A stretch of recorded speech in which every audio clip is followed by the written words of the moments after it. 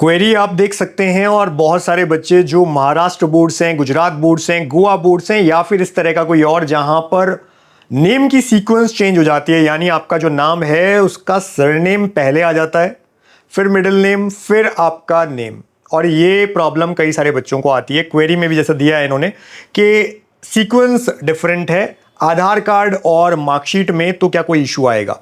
बहुत बार मैंने ये चीज़ बताई है, समझिए पहली बात, क्योंकि नीट ये लिखता है, एनटीए लिखता है कि आपको 10th मार्कशीट के जैसा ही नाम देना है। अब इस केस में ऑब्वियसली आपके आधार से आपका मिसमैच होगा ही होगा नाम।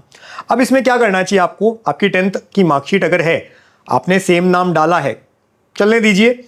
आधार मिसमैच आएगा, कोई बात नहीं। नीट वाले दिन जब आप जाएंगे, या तो आप कोई ऐसा भी आईडी कार्ड साथ रखिए, कोई भी ऐसा फोटो आईडी कार्ड जिसमें आपका सेम सीक्वेंस लिखा हो जो आपके मार्कशीट के अंदर है, वैसा वाला, तो वो आप साथ ले जाइए। आधार के अलावा तो आप बता सकते हैं कि देखिए मेरे 10th मार्कशीट में ऐसा था, नीट में ऐसा कहा गया था, लेकिन इस तरह का आधार में था, इस वजह से ये मिसमैच हो रहा है। पहली बात तो ये।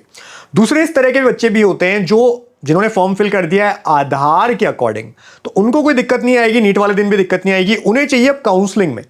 तो अगर आप हमसे जुड़े हुए हैं हमारे पेड काउंसलिंग में, तो हम उस समय आपको बता देते हैं क्या प्रोसेस रहता है, क्या क्या रहता है, क्योंकि सबके लिए अलग अलग होता है प्रोसेस। तो अभी इन जनरल में नहीं बोल सकता हूं, बट वो प्रोसेस है।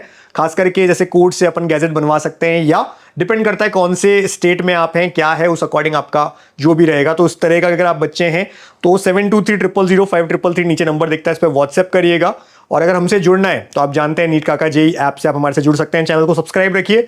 दो ही चीज़ें मैंने बताई है। इन केस नीट के फॉर्म में 10th मार्कशीट जैसा लिखा है लेकिन आधार डिफरेंट मैच है, तो कोई भी ऐसा आप ले जा सकते हैं, कुछ भी ऐसा प्रूफ। और अगर नहीं है तो भी वहां जाके बता सकते हैं, कोई दिक्कत नहीं आएगी आपको। फॉर्म आपका ना तो रिजेक्ट होगा, ना आपको ऐसा करेंगे कि वहां बैठने नहीं देंगे, आपको बिल्कुल बैठने दिया जाएगा।